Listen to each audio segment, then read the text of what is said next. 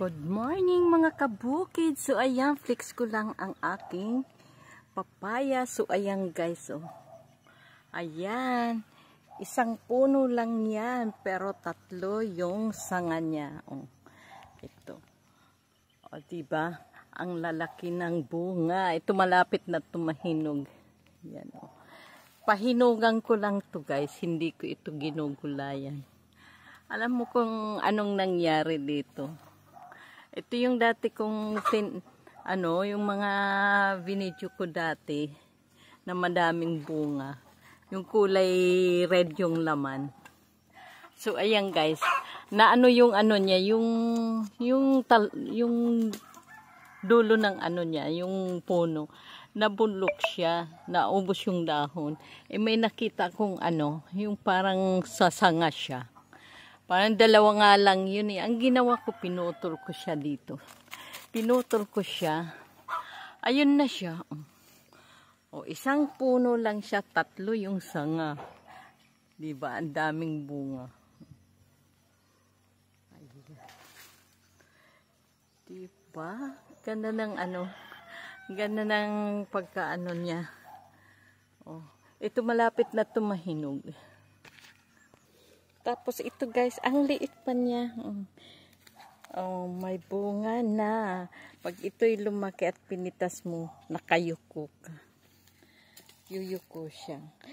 Ano to? Yung parang yung itinanim ko dito ay galing yan dito sa, galing yan dyan.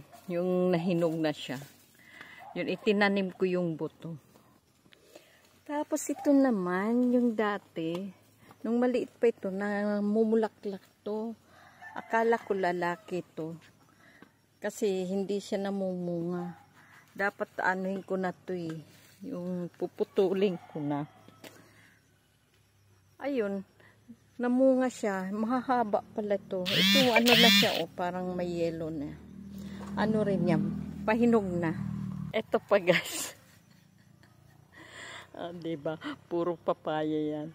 At saka yun. Papaya. Lugar ng mga papaya. Tsaka ito guys. Oh, ang cute niya. Mahihinog na siya. Oh. Diba? Diba? Ang cute niya. Ano to eh. Hindi ko naman to tanim ito. Ang tanim ko lang ayun. Oh. Ito. At saka ito hindi.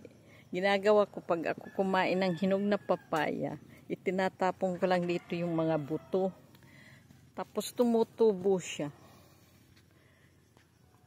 Kaya ayun, magkakatabi na yan sila. Tapos pagdating dito, mayroon din doon papaya. Tumaas na siya. Dati yung mga bunga niyan, inaaabot ko lang. Dito yun. Dito yung mga bunga niyan. Tumaas siya ng tumaas. Ayun na. O, ang dami rin niyang bunga, diba? Tapos mayroon pa kami dyan maliliit. Maliliit. Dati dito, nandito yun eh, yung malaking gabi. Tinanggal ko siya kasi ang pangit tingnan. Dito yan. Ano to eh, parang lugar to ng, kumbaga barangay ng mga papaya. Yan, tabi-tabi yan sila. Tapos, ito na siya. Tapos, ayan, puro papaya.